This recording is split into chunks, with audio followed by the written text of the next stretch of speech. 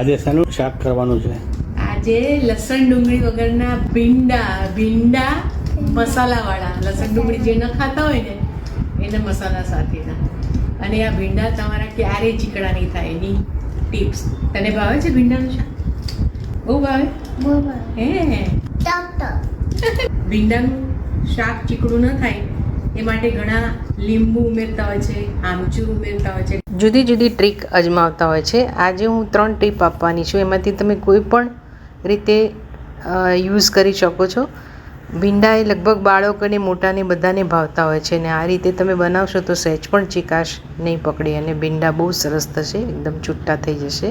જે લોકો લસણ ડુંગળી નથી ખાતા એના માટે આ સરસ મજાની રેસીપી છે, એક મસાલા સાથે. એટલે એવું ફીલ પણ નહીં થાય કે લસણ ડુંગળી વાપર્યા નથી, અને મસાલો એટલો બધો સરસ લાગે છે આ શાકમાં. તમે પણ ટ્રાય કરી જોજો. બીજી ટ્રિક્સ જોઈએ વિડીયોમાં. ભીંડાને બરોબર ધોઈ કોરા કરી છરી ઉપર લીંબુ લગાવીને કાપો તો કાપતી વખતે ચીકાશ નહીં પકડે. ટીપ: એક વાસણમાં પોળા કરી કપડું ઢાંકી પંખો ચાલુ કરી અથવા તો હવામાં એને ડ્રાય કરો. હવે એક મસાલો બનાવી લઈએ. શેકેલા શિંગદાણાનો ભૂકો, દાળિયા, સૂકું ટોપરું, શેકેલા તલ, નોર્મલ સોલ્ટ, મરચું, હળદર, ધાણા જીરું, આમચૂર અને સંચળ. આમચૂર સંચળ ઉમેરવાથી ટેસ્ટ બહુ સરસ લાગશે, ટ્રાય કરજો. બધું જ મિક્સ કરી મિક્સર જારમાં એને વાટી લઈએ છીએ. આ તમે વધારે પણ બનાવી શકો છો, જ્યારે જોઈએ ત્યારે મસાલો ઉમેરી શકો છો. તેલ, રાઈ, હિંગ અને ભીંડા ઉમેરીએ છીએ.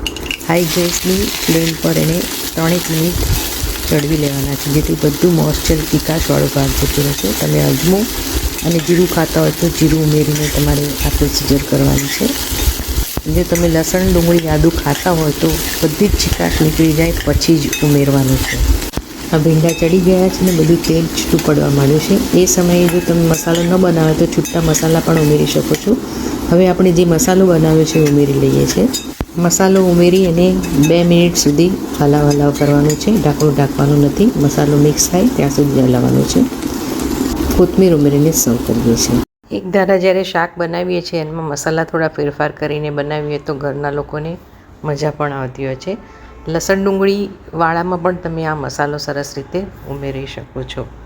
ઘણી બધી પ્રકારે ભીંડાનું શાક થાય છે, એની કઢી પણ થાય છે, ભરેલા ભીંડા પણ થાય છે. આમાંથી તમે કોઈ પણ નુસ્ખો અજમાવી શકો છો.